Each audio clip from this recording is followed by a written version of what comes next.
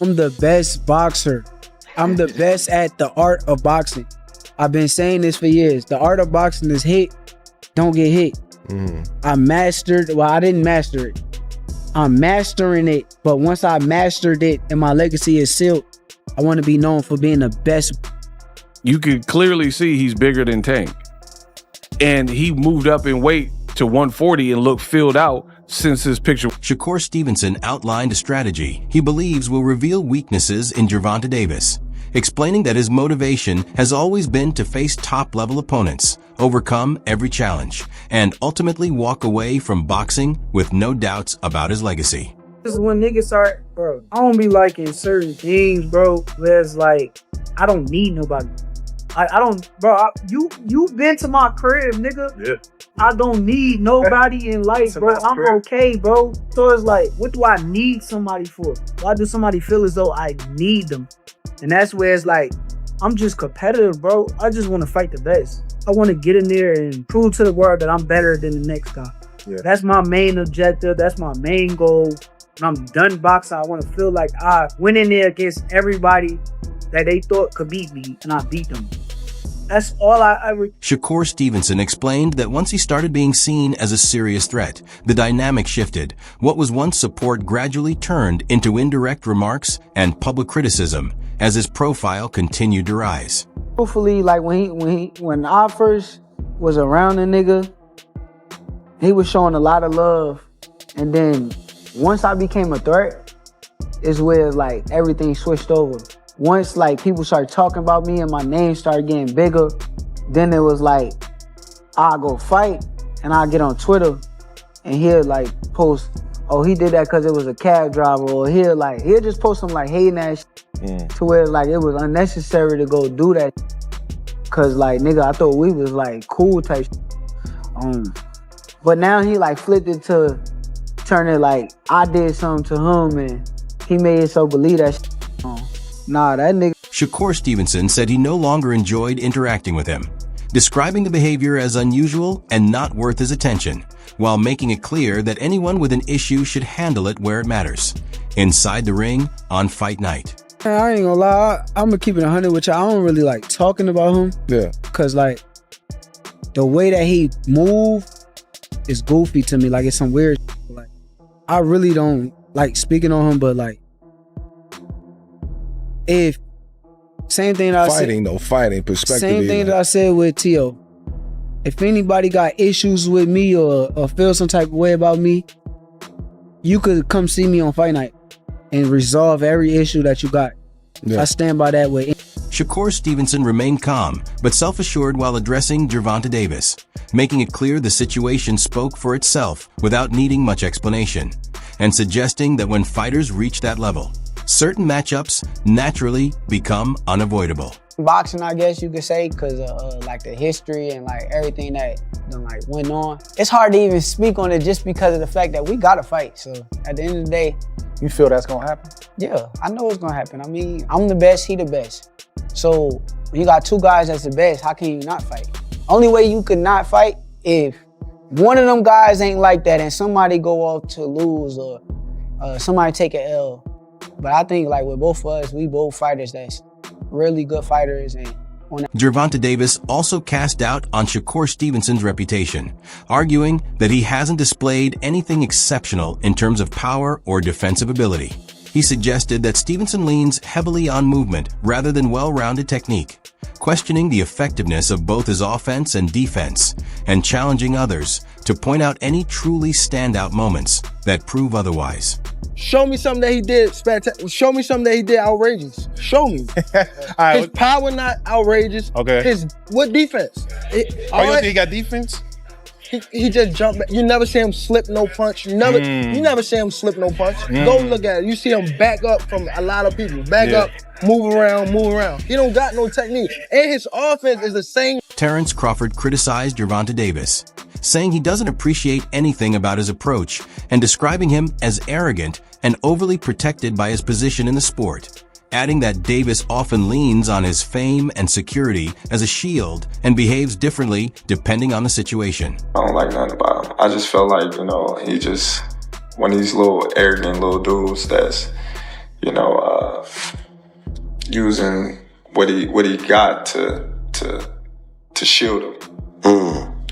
Like he got a lot of security guards around him, and he he in the limelight and stuff like that. But in certain situations, he wouldn't be acting. Terrence Crawford also emphasized that Shakur Stevenson operates on a different level, explaining that despite criticism of his style, labels like boring have often been unfairly attached to highly skilled defensive fighters in the past. He suggested that Stevenson's abilities present a unique challenge that many don't fully appreciate, and that the public narrative doesn't accurately reflect his true level in the sport. Shakur's a different fighter. Shakur's different. People may call him boring. People may say he can't punch. But they say the same thing about Floyd. Because they defensive fighters. Yeah. Tank is not going to be able to hit Shakur like he hit everybody else. And he know that. He knows that. That's why he's like, he's boring. He's this, he's that. He's trying to diminish everything that Shakur have done, so it's not marketable. But he can't do that because Shakur is three-way. Shakur Stevenson revealed that there had been some initial communication with Gervonta Davis's team, but it never progressed into anything serious. He made it clear, however, that he still views the fight as unavoidable and believes it would determine the true king of the division. Stevenson expressed strong confidence in his abilities, highlighting his control and knack for dominating opponents while minimizing damage, and suggested that if the matchup happens, the responsibility to adjust would fall on Davis, not him. Talks with Tank's team. They reached out, but we told them to come back with an offer. And as far as that, we ain't heard nothing since then. Me and him fighting each other, we'll seal the deal on the kings of that division, the kings of this era, the kings of everything. So, like I've been saying it for years, the moment is gonna come, and when it happens, I'll be ready. Why does Shakur Stevenson beat Gervonta Davis?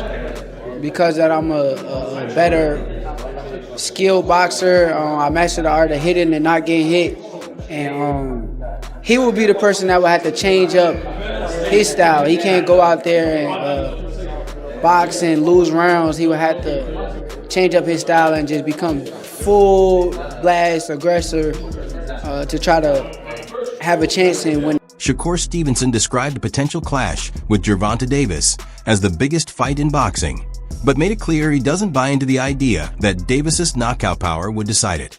He downplayed the threat, suggesting size and power alone wouldn't be enough to trouble him, and hinted that many are misreading how the matchup would unfold. Stevenson expressed confidence that when the fight finally happens, expectations could shift completely on the night. Right in the sport of boxing. Nice. She a big Tank. You know she from Baltimore, man. You want Tank to knock you out, yo. I heard him say, like, yo, I want to fight Tank, and that's nice, but why do you want Tank to knock you out so bad? Like, Look, that sound good. That sound real good, but she's too little. Too little. I promise you he's too little. And you gonna be surprised that night. Matter of fact, you probably thought Lamont was... Shakur Stevenson framed a potential bout with Gervonta Davis as a strategic chess match rather than a wild exchange, expecting a highly technical contest. While acknowledging Davis's power, he pointed out that many of those knockouts came against opponents who engaged recklessly, emphasizing that his own control of distance would be key to limiting that threat. Stevenson suggested his style would dictate the pace and direction of the fight. Chess match. I think it'll be a boxing match. People talk about his power. His power is great. You can clearly tell that he's cracking. But a lot of them times he like catching fighters coming in. So we'll have to see. I'm great at my distance. I'm great at controlling the distance. So say, man, look, man, your beef is not with Floyd Mayweather. You sitting here beefing with Floyd. It's a fighter out here that's been calling your name that want to fight you. Gervonta Tank Davis, let's make the fight happen, man. I'm tired of tweeting. I'm tired of talking about it. Stop ducking me and let's make the fight happen, man. Shakur Stevenson turned his attention directly to Gervonta Davis, moving past any comparisons to Floyd Mayweather Jr. and emphasizing that the real matchup is already there to be made. He signaled that he's no longer interested in back-and-forth talk, calling on Davis to stop delaying and make the fight happen. Steven Espinoza said Shakur turned down a one-fight deal to fight you because he wanted a multi-fight deal. What's your thoughts on that? He's not worth it. He's not worth no multi-fight deal. He's not even worth it. Like, come on, man. Man gotta fight somewhere else and prove himself and then, like, you feel me? You know how they got UFC and like the underground shit? You gotta fight on the underground shit. Then you want to retire with the career that he got, then go ahead and do whatever you gotta do. So I disagree with it. I think it's soft, but that's on him. Do you still think that fight's possible? I know he might have a break after that fight with Lamont Roach, but do you feel like you guys could fight 2025 or 2026? I ain't gonna lie, I ain't into chasing people around. I mean, if he's willing to fight, I'm ready to fight, and I think it should happen, but I ain't gonna lie, I can't sit there and chase you and then, you know, he could try to make it seem as though I need him and I don't need him. And another thing, they tired of his, nobody want to keep watching that boring shit. That's why they want to, all right, let me hurry up and sell, let me hurry up and cash him out. That's basically what they want to do. That's why they keep training my name, because they hear that I say I'm retiring. And they, why you ain't been through that? Why you ain't been making these fights happen? Why you ain't been through that? You guys, come on, these guys, they looking regular, bro. Hey, come on. Gervonta Davis downplayed the urgency of a fight with Shakur Stevenson, suggesting that Stevenson still needed to prove himself against other opponents before being considered a priority. He made it clear he didn't view the matchup as essential right now, implying there were bigger or more relevant options ahead. When comments surfaced from Steven Espinoza about Stevenson reportedly turning down a single fight offer in favor of a longer deal, Davis dismissed the situation outright, stating bluntly that Stevenson wasn't worth that level of investment.